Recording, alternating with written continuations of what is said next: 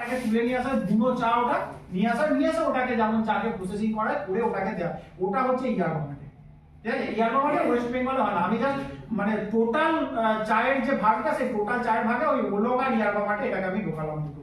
ঠিক আছে, যদি বলা যায় ওয়েস্ট বেঙ্গলে কি কি, তাহলে গ্রিন টি, ব্ল্যাক টি আর স্টক, এই তিনটে হয় মানে ওয়েস্ট বেঙ্গল। ওকে, এবার কি এর যদি আমরা কন্ট্রোলিং ফ্যাক্টর গুলো বলি চায়ের, এর কিন্তু একটু আলাদা, মানে ধান বা পাটের থেকে চায়ের যে ফ্যাক্টরস গুলো একটু আলাদা। কি রকম? এর কিন্তু হ্যাঁ আরেকটা জিনিস যেটা বলি, চা কিন্তু কখনোই ঠান্ডা অঞ্চলের ফসল নয়। একটা জিনিস ভালো করে মনে রাখতে হবে, নামটা বলা হয় দার্জিলিং, বাট চাটা চাষ হয় কোথায় অরিজিনালি? জলপাইগুড়ি, কিছুটা হচ্ছে দার্জিলিং এর পোর্শন বলতে মানে শিলিগুড়ি বা তার নিচের দিকটা কিছুটা হয়, উত্তর দিনাজপুরের একদম নর্দার্ন পোর্শনটা হয়, কুচবিহারের কিছু, আর আলিপুরদুয়ার যে অঞ্চলটা, আলিপুরদুয়ারটা ফুল টোটাল আলিপুরদুয়ার, এই মিলে হচ্ছে চায়ের চাষটা হয়। মানে ওখানে মোটামুটি দেখা যাবে প্রায়